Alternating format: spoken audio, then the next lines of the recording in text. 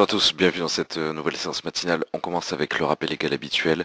XTB France informe les participants que la présentation à venir et les informations qui vont être dispensées ne constituent pas en aucune manière une sollicitation ou une incitation à acheter ou vendre des produits financiers. Donc on commence avec le calendrier macroéconomique de ce vendredi 15 décembre.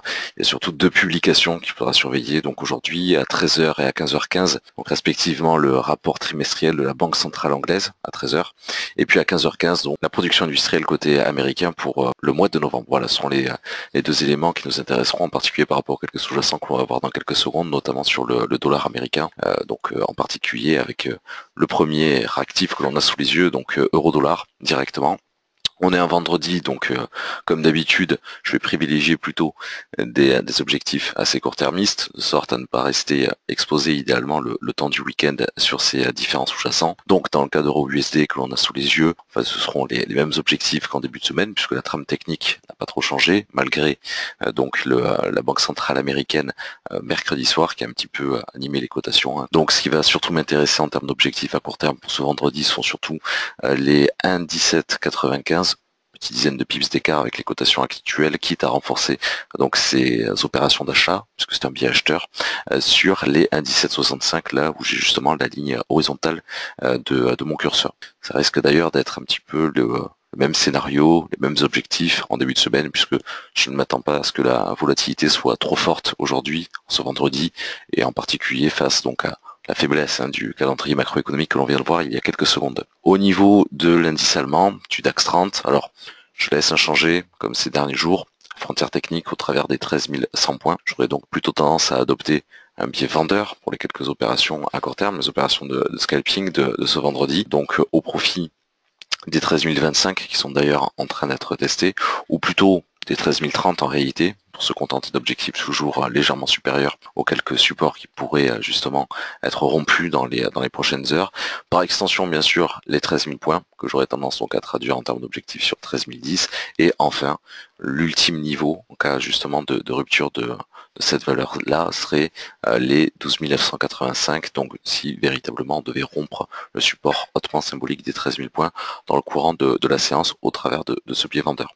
D'un point de vue un peu plus moyen-termiste pour les prochaines semaines, notamment pour la fin d'année, quelques niveaux qui m'intéresseraient avec le biais acheteur que l'on a analysé ensemble, et vraiment à moyen terme que l'on a analysé ensemble donc ces dernières semaines, eh bien le niveau, l'objectif qui m'intéresserait serait plutôt fixé sur la résistance des 13 200, le dernier niveau indiqué en vert sur cette représentation technique qui servira en tout cas de capture d'écran pour la représentation du contexte DAX 30 qui sera publié aux alentours de 9 h 20 ce matin. Au niveau de l'or, puisqu'effectivement il y a ce biais vendeur retrouvé sur les indices boursiers, sur les valeurs un peu plus agressives, eh bien je vais évidemment opter pour quelques prises d'initiative à très court terme, là aussi, mais à l'achat, sur les valeurs refuges comme peuvent l'être l'or ou l'argent. Et en l'occurrence, la seule résistance qui me paraît intéressante à viser est fixée donc sur les 1258 dollars l'once, et en s'arrêtant toujours un petit peu avant, donc concrètement au travers d'un objectif fixé sur les 1257,5 dollars. Voilà, ce serait ça mon objectif à court terme pour les prochaines heures. Pourquoi pas également pour lundi, et donc quitte à renforcer donc ce biais acheteur là sur les 1250 heures, donc un petit peu au-dessus du support bien sûr des 1250. Sur le pétrole, là il risque d'y avoir effectivement très peu de volatilité aujourd'hui. Malgré tout, on a testé ces dernières heures ce niveau technique, les 57,20 dollars qui étaient sous nos yeux donc ces dernières semaines, qui était un objectif à plusieurs reprises, un petit peu à cheval entre cette séance et le début de semaine prochaine, puisque c'est l'un des rares actifs que je peux tolérer comme ouvert le temps du week-end. Eh bien, le seul niveau qui pourrait m'intéresser serait donc fixé sur 57,50, donc sur le WTI, le léger brut américain, donc juste en dessous de cette résistance, avec en guise de prix d'entrée, d'ouverture en tout cas, eh bien les valeurs actuelles, c'est-à-dire 57,20, 57,25, globalement ce support-là, et pourquoi pas en renforçant donc les trades sur le support inférieur, celui des 56,75. Sur le CAC, même commentaire évidemment que ce que l'on vient de voir il y a quelques secondes côté allemand sur le DAX 30. Donc là, en termes d'objectifs, ou plutôt de support, ce serait les 5315 et les 5300 que je traduirais au niveau des take profits, si on devait maintenir cette pression baissière dans les prochaines heures, pourquoi pas lundi également, mais en évitant de rester en overnight le temps du week-end, eh bien, j'aurais tendance à traduire ces niveaux-là en termes d'objectifs de take profit sur les 5320 et 5305 points. Et s'il fallait faire le même commentaire que sur le DAX, c'est-à-dire en ayant un objectif acheteur pour garder l'impulsion de fond qui, elle, reste acheteuse à moyen long terme, eh bien, ces 13 200 points qui ont été rappelés sur le DAX, j'aurais tendance à les faire corréler avec les 5 450 points côté français, côté CAC.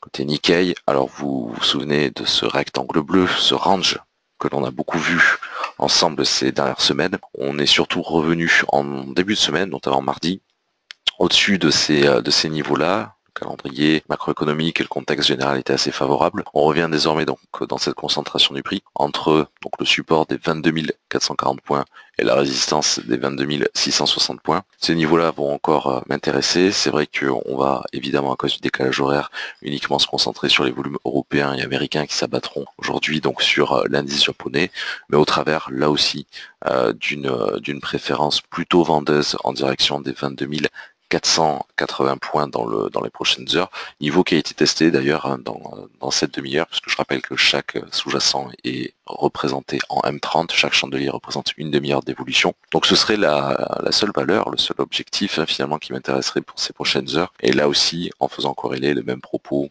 que celui d'un petit mouvement correctif baissier à court terme, mais qui s'inscrit dans une trame haussière de moyen long terme, notamment, je pense qu'elle sera retrouvée pour cette fin d'année, pour ces quelques séances qui nous restent d'ici 2018, et donc en l'occurrence au travers des 22 850 points sur le Nikkei comme objectif un petit peu comparable aux 5 450 côté CAC ou aux 13 200 côté DAX, côté allemand, que l'on vient de voir donc il y a quelques secondes. Et enfin, comme d'habitude, donc on se quitte avec le Bitcoin sous les yeux. Donc une fois n'est pas coutume, là, on n'a pas battu de nouveaux records vraiment marquants au niveau symbolique, en tout cas sur la valeur ces dernières minutes. Donc on a là aussi ce rectangle bleu, ce range, concentre une bonne partie des cotations. Alors depuis le 11, donc décembre évidemment, donc seulement depuis lundi, mais malgré tout, c'est l'une des rares semaines où le Bitcoin a fait le yo-yo un petit peu entre ces valeurs-là, quand même très éloigné, 16 000 $ l'unité pour le support, 17 500 pour la résistance que l'on a sous les yeux, ce petit niveau intermédiaire sur les 16 900. Je n'ai pas voulu trop surcharger le graphique, mais en réalité, on pourrait également considérer que donc le support des 16 400 $ l'unité. Le propos se voudra identique à ce que l'on a déjà vu tout au long de ces dernières semaines, c'est-à-dire plutôt un propos acheteur à très court terme, donc au travers des 17 300 $ l'unité pour cette séance. Par extension également pour ce week-end, parce que vous savez que les crypto-devises font partie de ces rares actifs qui cotent le temps du week-end. Donc seuls les 17 300 au travers de ce biais acheteur pourraient m'intéresser. En guise de prix d'ouverture, les valeurs actuelles me conviennent, c'est-à-dire globalement le support des 17 000 $ l'unité. Voilà, merci à tous pour votre présence, votre fidélité. On se donne donc rendez-vous directement avec Alil à la séance de 15h15 pour le live trading de ce vendredi. Très bonne fin de matinée, à tout à l'heure.